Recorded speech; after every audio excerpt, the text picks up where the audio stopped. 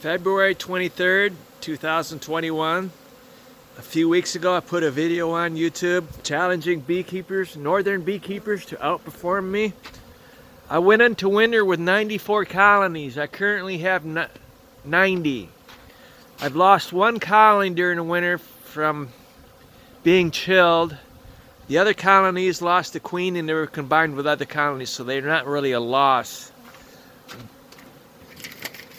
This is the backbone of my beekeeping. I breed my own queens. I do not buy honeybees from anybody anymore. The first year is the build-up.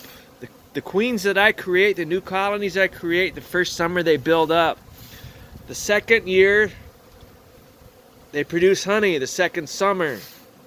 The third year is strictly for mating nucs. I break them down and make mating nucs all summer. And if there are any queens left for that third winter, I put them in nucs. They go into nucs in my window of my house. I do not kill queens.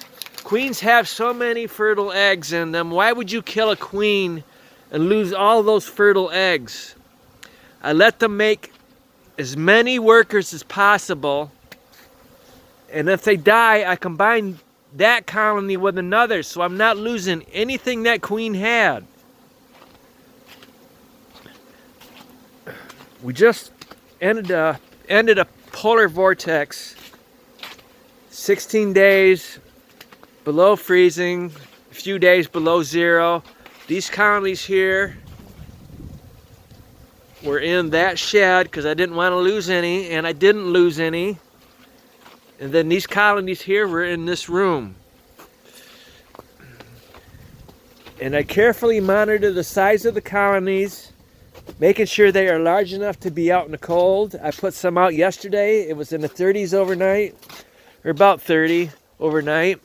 And then I brought out the remaining few this morning before it warmed up so that they could take advantage and have a cleansing flight. Now this is my second business. I have two businesses. I'm an electrical contractor. I have to wire a new house. And we're going to have temperatures overnight in the teens. So this evening I'm probably going to bring in all of these colonies. I'm going to bring them in this room here. Because in a couple days it's going to be close to zero. And I'd rather have them in here where they're safe and warm than to have them out there overnight and have them get cold and become a loss. The February and March are difficult months, especially March, because the colonies are small. The bees get old, they die. So you don't want them to be out in the cold. I didn't learn that my first winter. It takes years of experience to know how big a colony could be for the temperatures.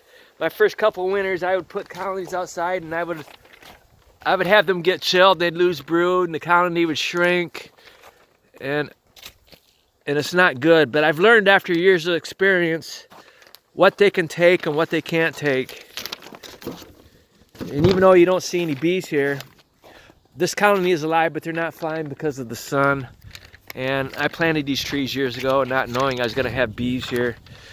But I'm thinking about building something out there where there's more sunshine and putting bees. I'm going to build more sheds like that over there and put bees in them during the winter and then bring them out where they could have sunshine. This isn't working for me. They got to have sunshine to do cleansing flight. If they don't do a cleansing flight, it's not good for them.